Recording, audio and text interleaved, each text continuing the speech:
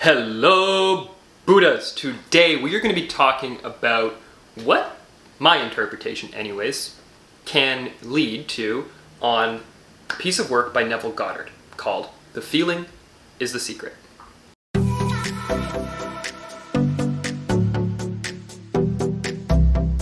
Now, Neville wrote this work, this book, this lecture many years ago. We're talking like 1900s era here, 1950s or so, give or take a decade or two.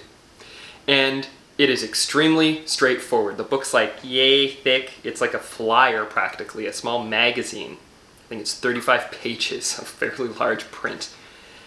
And he even acknowledges that right in the book. He's like, I don't need to justify this. I don't need to give you a million examples because at the end of the day, this is just how it works. Find it for yourself.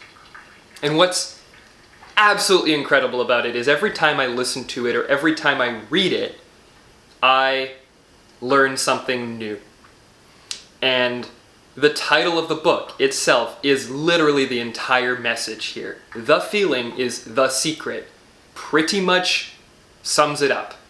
And because I've read it and because I want to share this with you, I'm going to go into a little bit more details. It's not about the physical thing that you want to get. Skip that. Spend time figuring out what you want. Sift and sort and determine and align and find that's exactly the camera I want to do my YouTube content with, for example. And then once you've done that, you don't need to focus on the camera, for example, any longer. What you need to focus on and what you need to put energy into, and the only thing you need to put energy into, is how it will make you feel. Let me explain. It's a camera. It's an inanimate object. And I'm using that as an example here because I'm filming it with a camera in front of me. It's an inanimate object that's not going to change your life in any way.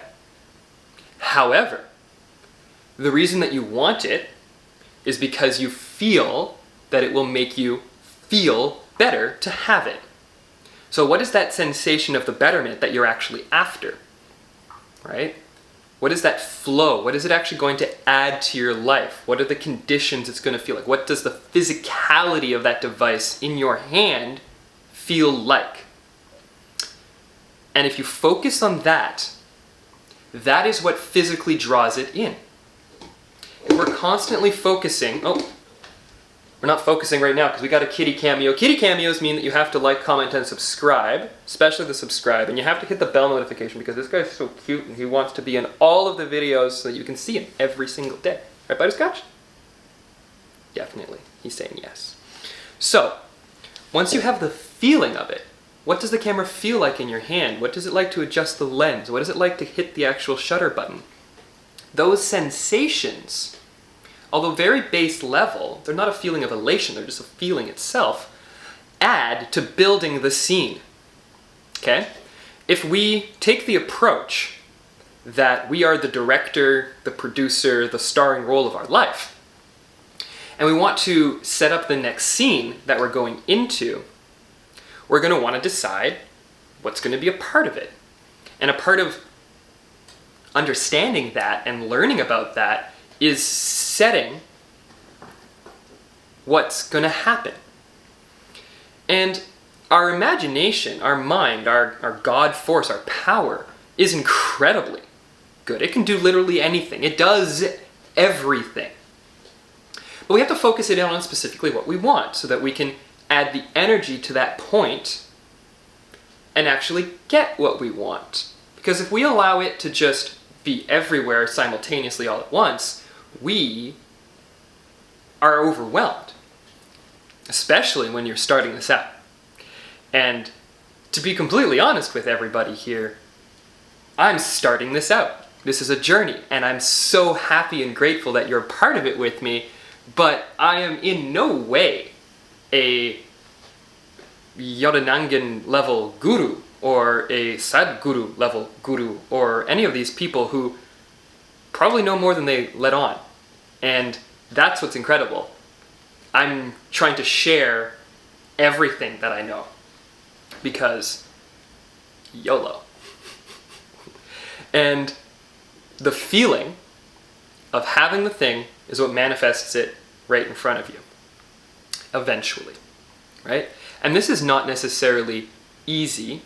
I'm using that word just because I don't have a better descriptor for it, but it is an incredibly satisfying process nonetheless.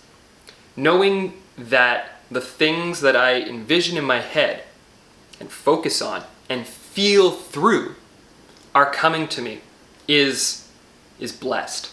Now, there's a bit of a warning here, because if you focus on something you really don't want, and you feel in a meditation, for example, about something you don't want, then the law is equally applied. It doesn't know the difference between good and evil. It just knows, hey, let's call it human being that is focusing on this thing clearly wants it. So let's give it to them. It's like a happy child that just wants to give. That's kind of how I see my subconscious now. It's also feminine, but we'll get into that on another level. And it does not know the difference between what you want and what you don't want. So if you are focusing constantly on, I don't know, how you feel about the current political spectrum of the universe, then you're going to get more of how you feel about it. Understand? So if you really don't like what's going on, and you're really upset about it, and you're constantly dwelling on that, then you're just going to keep down that rabbit hole. Or, if you find it too difficult to be happy about what's going on, maybe it's time to decide to completely ignore it. And I believe that that is where the Abraham teachings really meld nicely with the Neville Goddard teachings, because Abraham's always about high-flying discs, feeling happy. And if you have momentum going in the wrong direction, the best thing to do is to stop, because you're going to have a lot of hard time going in the right direction. And then that correlates perfectly, it's perfect, with Neville's concept of the feeling as a secret, which is the focusing on the feeling that you want. And when you feel the feeling that you want in enough focus and enough time, that it will physically manifest into your world. Guaranteed. So what I've learned to do by melding these theories together is to find things, possibly, that I'm not happy about, and to reduce the emphasis that I'm putting on it, and then to feel either nothing, if possible, right, negative about it, or at least really reduce that momentum, and then find the things that I'm really happy about, and to focus more energy on those, and to allow those things to come into my life naturally, organically, in fun, happy ways. And it is so exciting, Buddhas, to be doing this and to be sharing it with you, and I am so happy and grateful now that you have clicked the subscribe button. So, until the next video, remember, Buddhas, the absolutely most important thing is to love yourself.